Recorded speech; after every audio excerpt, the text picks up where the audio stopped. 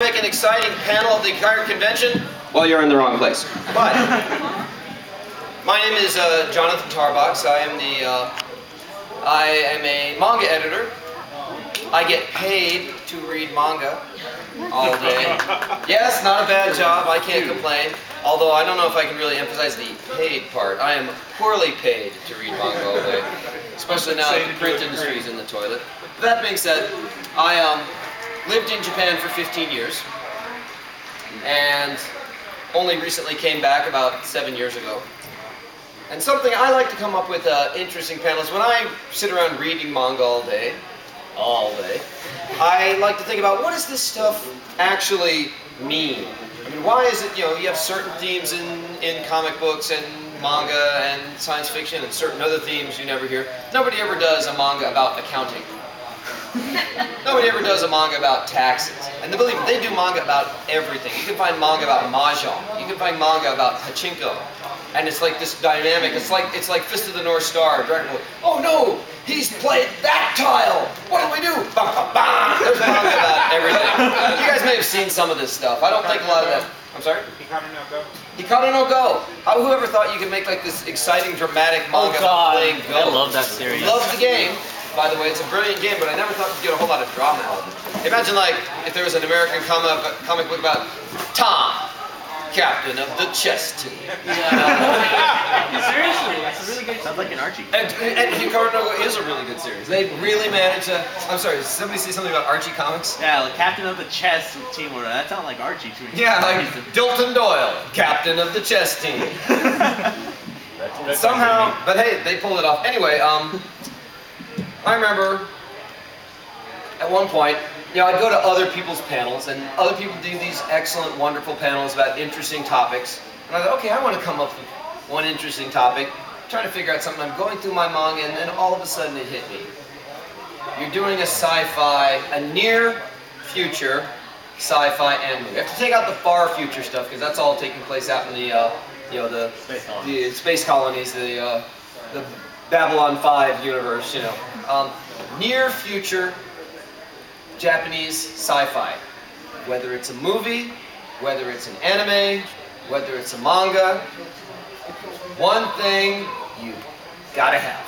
Absolutely gotta have. And what is that? You gotta destroy Tokyo. And I thought about this. I thought, okay, think about American and European sci-fi. You will have some limited destruction of cities.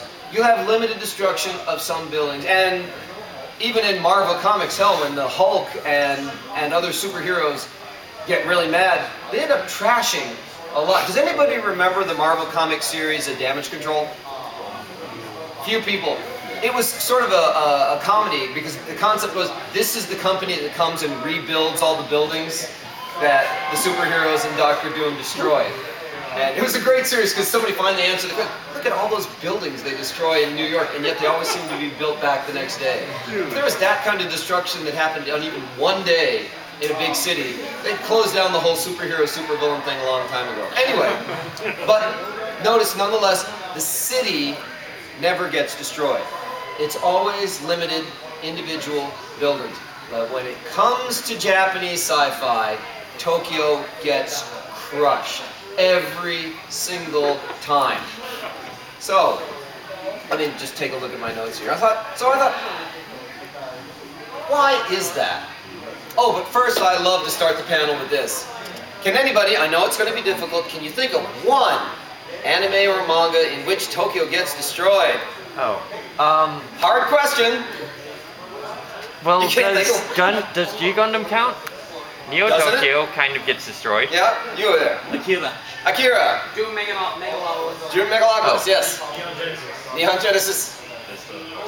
Fist of the North Star I almost count as far future, although it's actually, theoretically, it's not really that far into the future. In fact, I love it, the first frame is like, what, 1990X. So it's actually sort of like, where it's already supposed to have happened, yes. Tokyo Magnitude 8.0. Tokyo Magnitude 8.0, that's a great one that we are going to talk about. We're going to actually talk about almost all of these series in this panel today. But now comes the question, all right. Why?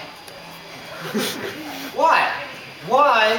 What is it about the Japanese that they just so love seeing? And it's not just one creator does this.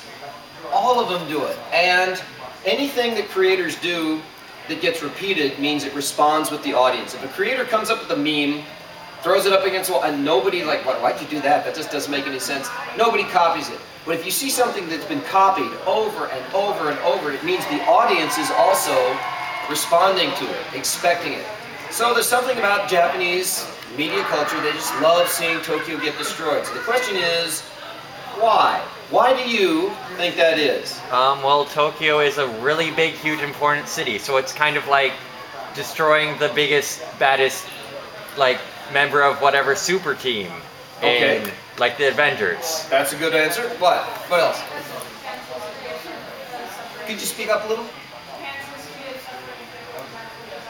Japan's history of natural disasters. Yes. It doesn't Hiroshima because they've already experienced the total nuclear destruction of one city. Hiroshima. Okay, yes, you. Because Tokyo's been destroyed. Great Kanto earthquake. Because Tokyo has been destroyed. The common answers that a lot of these sociologists like to come up with is, first, World War II. Tokyo was bombed flat. The Kanto earthquake of 1923. Nuclear weapons. And my favorite answer, which is really kind of what he was getting at, it's fun. It's fun to destroy the big city.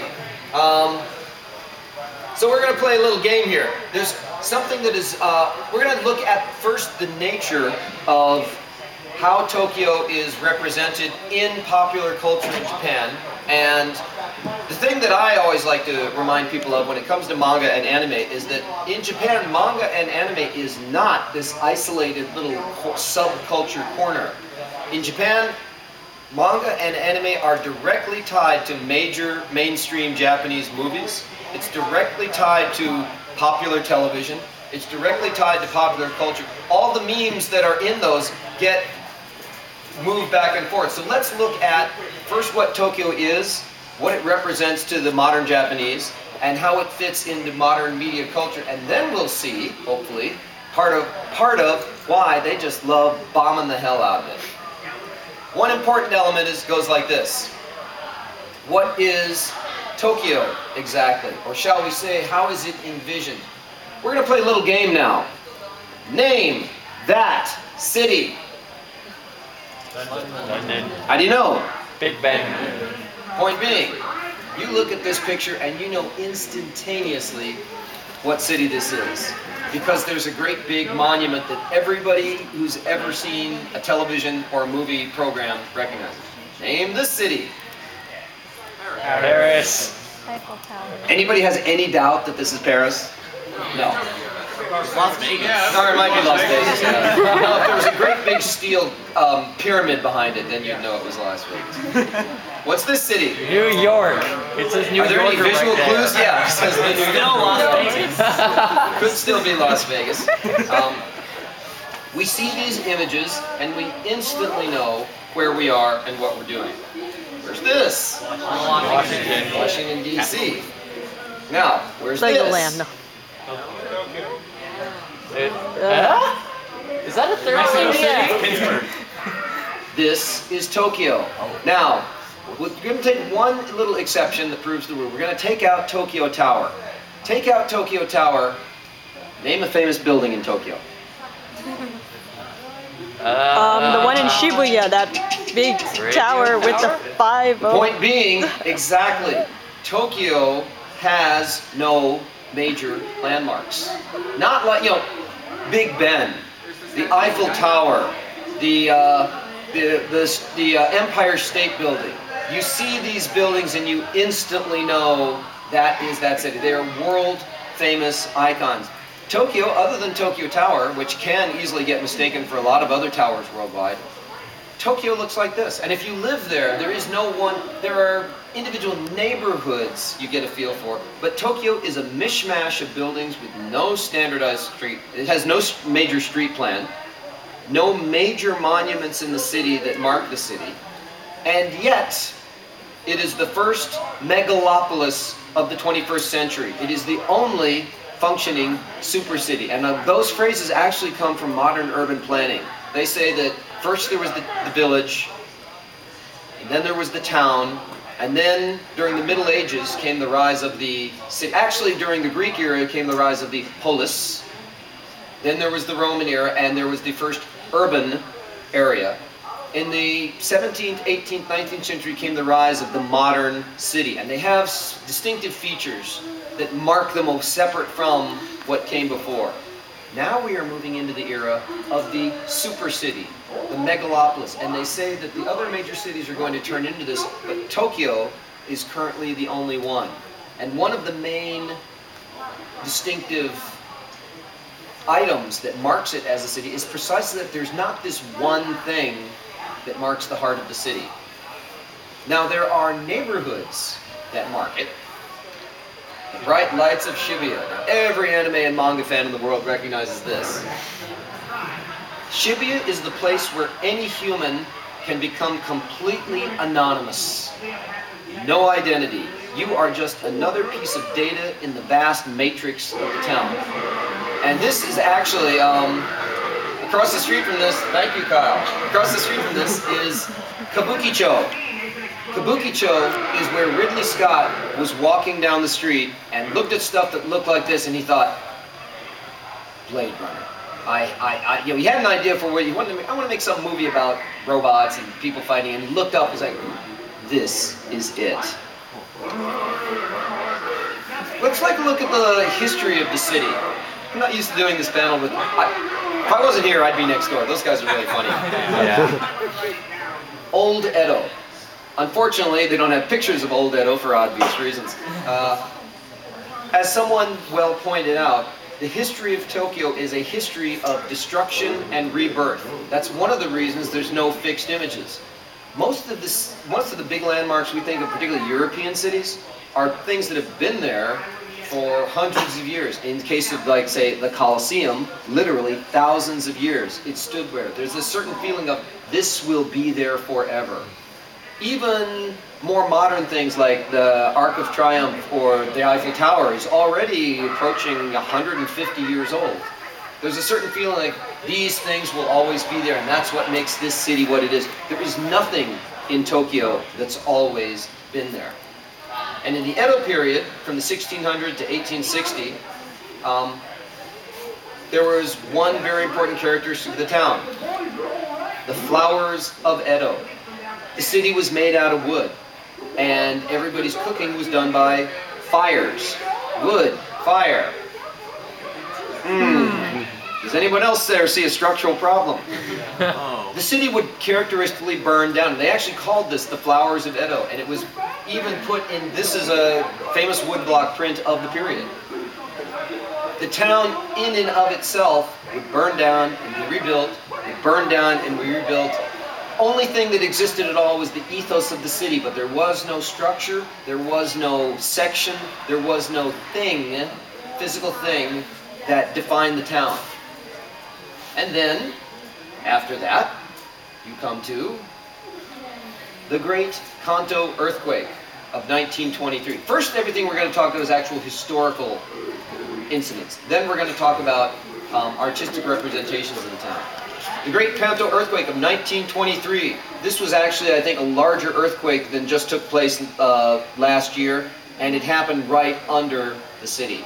As you can see, it was destroyed. Again, it was still at that time mostly these wooden buildings, a few concrete and brick buildings. Like there's that one way in the back, you can see that stood up. That lasted, although they probably had to rebuild it anyway. But in living memory of modern Japanese people, in the memory of people who are now grandparents, they remember when this happened, or maybe they remember their parents telling about when this happened. And as you can see, it destroyed the city, more so than the San Francisco fire destroyed San Francisco. What came next? The World War II fire bombings. The cities were bombed flat, and this is another thing. It's not just Tokyo. In 1945, at the end of the war, Tokyo was flat. Osaka was flat. Kobe was flat. Sendai was flat. They all looked like this. Why did they drop a nuclear weapon on Hiroshima and Nagasaki? Because those were untouched.